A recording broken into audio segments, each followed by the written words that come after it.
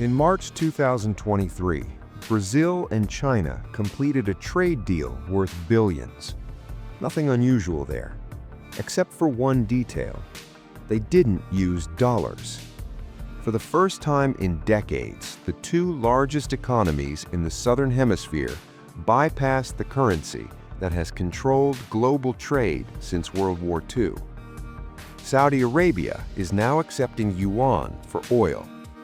France just completed its first LNG transaction in Yuan.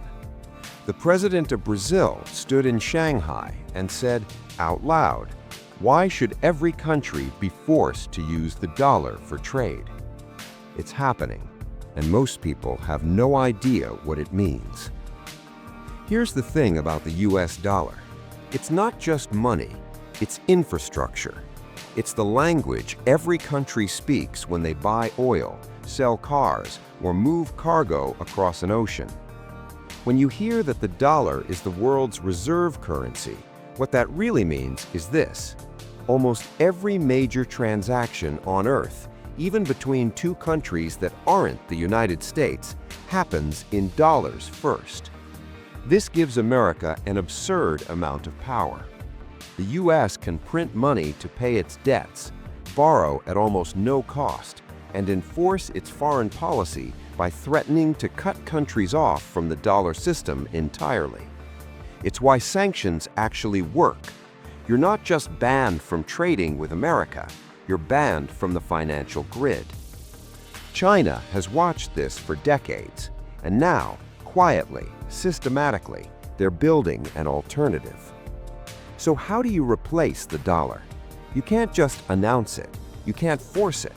The dollar became dominant because it was stable, trusted, and everywhere. China knows this, so they're not trying to win in a single move. They're playing a longer game. Step 1. Make your currency usable. China launched the digital yuan in 2020, a fully state-controlled currency that can move across borders instantly without touching Western banks. It's not about convenience, it's about infrastructure. They're building the plumbing. Step 2. Give countries a reason to switch. China is now the largest trading partner for over 120 nations, more than the US.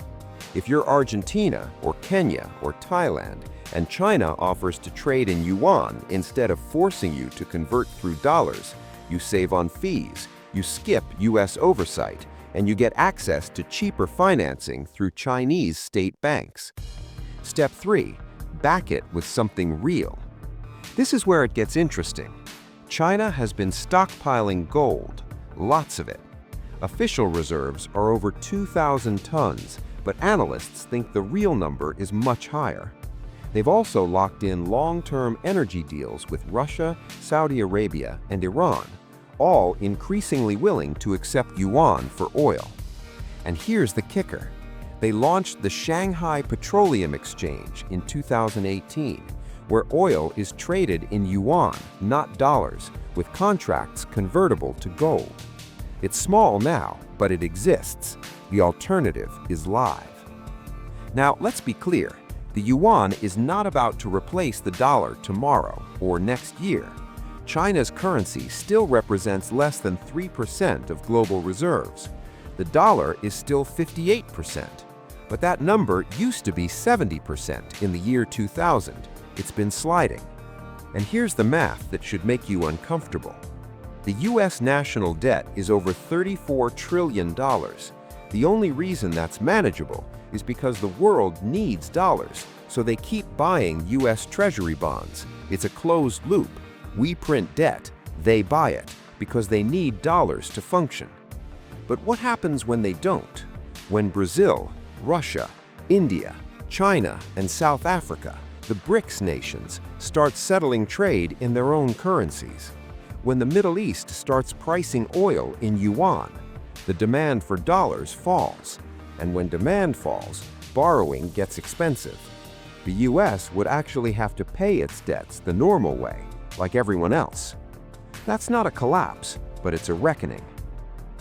Of course, China has its own problems. The yuan isn't freely convertible. Beijing controls capital flows with an iron fist. Investors don't trust a currency that the government can manipulate at will. And China's economy right now is showing cracks: real estate crisis, youth unemployment over 20%, demographic collapse on the horizon. So no, this isn't some unstoppable wave, but it also isn't nothing, because the dollar's dominance was never guaranteed by economics alone. It was guaranteed by trust, by network effects, by the fact that everyone else was already using it.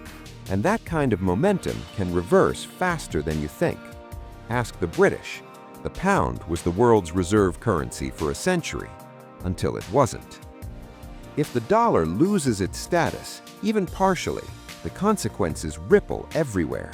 American consumers would face higher prices almost immediately.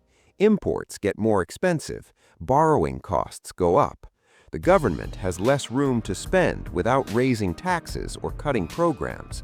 The middle class would feel it first. Globally, it gets messy.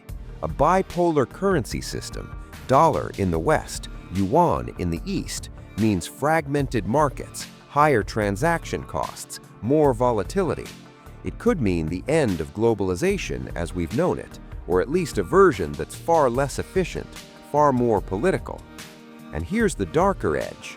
If countries can opt out of the dollar system, they can opt out of the leverage that comes with it. Sanctions lose their bite. Authoritarian regimes gain room to maneuver. The financial tools the US has used for enforcing some version of international order start to fade. This isn't about economics anymore. It's about power. And power, once you lose it, is very hard to get back. So where does this end? Honestly, no one knows. Maybe the dollar remains dominant for another 50 years. Maybe it fragments into regional blocks.